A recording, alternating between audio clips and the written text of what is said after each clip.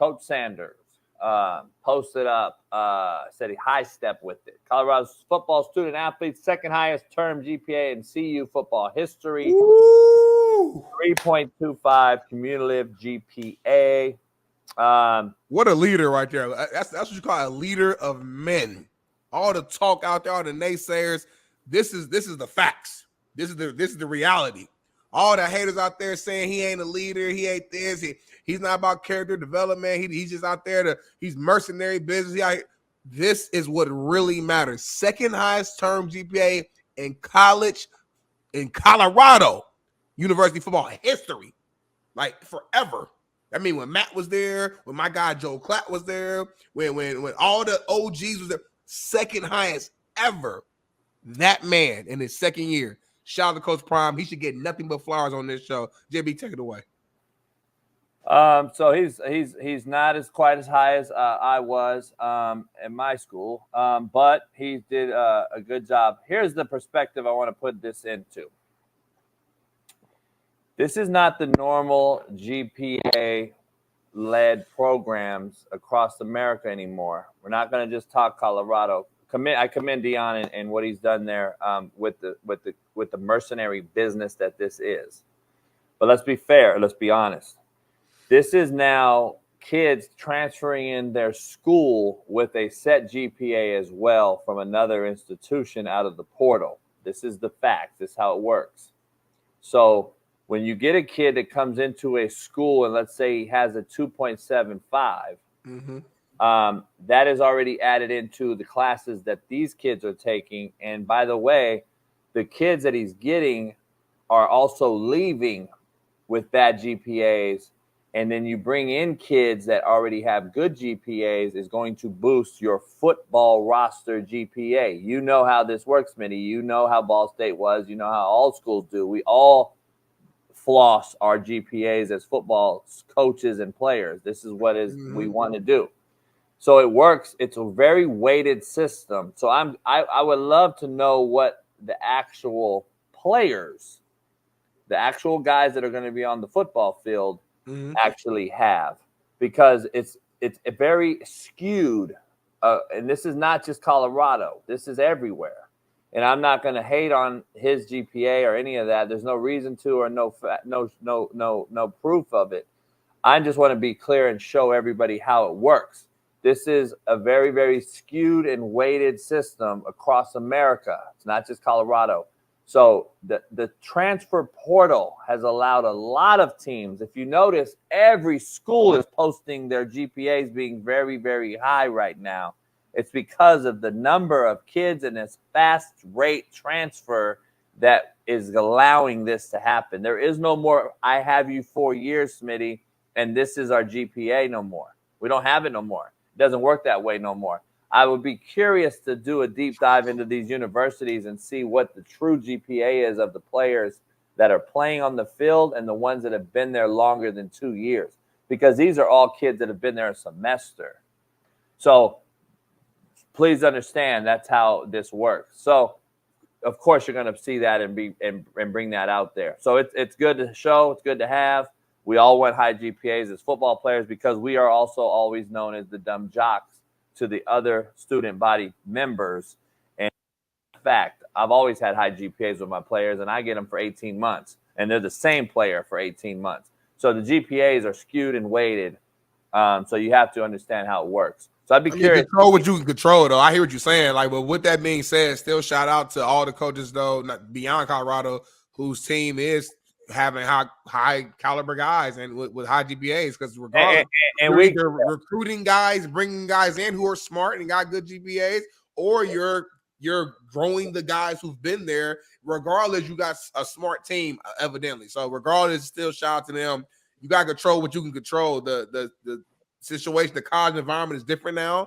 This is what it is. So make the best of what it is. And for them to have the second highest in the history is still good. And for all the other universities beyond Colorado to have high GPA amongst their team, I think it's still good. I was an all academic, all MAC guy going into, was it my junior year? And I took pride in that because I know how hard it is to focus on football.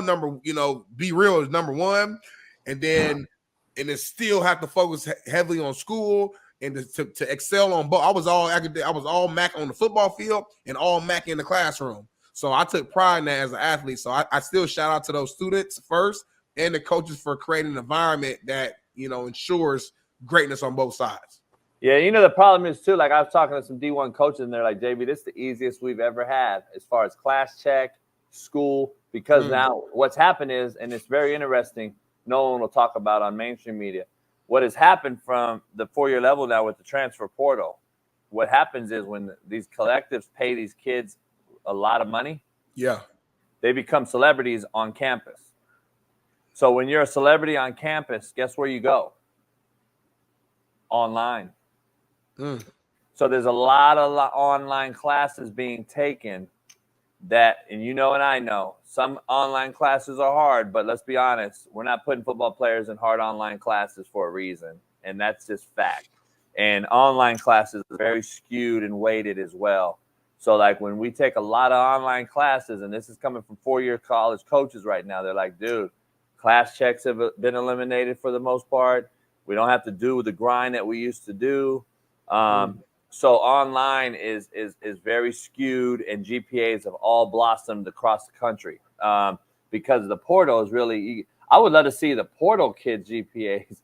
I would love to do a portal GPA check.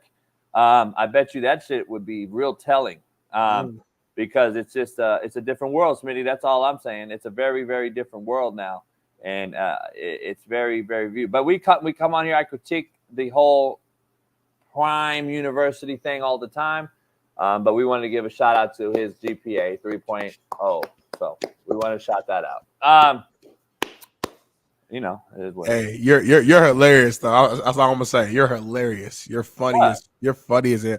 You said all that, and they said, hey, we critique a lot of this stuff. We want to give them a shout out after spending 10 minutes talking about how the whole, not just Colorado, in fairness, but the whole entire landscape of it is easier, and how when you did it, you kept playing for 18 months while these motherfuckers are transferring them in and they're bringing in a GPA. It's like you downed it for 10 minutes and then brought it back at the end and said kudos to you. So I don't know which side to believe. It's just funny to me, but continue. I just gave you context. I had to give you why the GPAs are higher. It's not just at Colorado; it's the whole country. Yeah. And I told everybody why. See, I break it down. I just didn't want to go right into saying, yeah, he's grinding out there. I mean, come on, let's keep it real. Prime don't even know what the fucking class he teaches name is. Let's pump our brakes a little bit, Mr. Academic. But anyway. I'm the hater. I'll be the hater. Freddie Mac, I'll be the hater. You are. You like it. I'm glad you embrace it now, though. Well, I've always embraced it, but it's not a hater. It's a truth teller. See, it's hating when it's always lean one side. When it's not balanced, when it's always lean one side, it's hating. So if you were leaning on the other side, then you could say maybe you're like a dick rider or something like this. But you're leaning on the other side, so it's hate. If somewhere in that middle, you're good. When college football 25 comes out, everyone's going to be talking about, I want to coach like Nick Saban. I want to coach like Dabo Swinney. I want to coach like Kirby Smart, etc. When they start their dynasty. But for me, this is who I'm going to coach like. Look at his fucking face. Look at his face.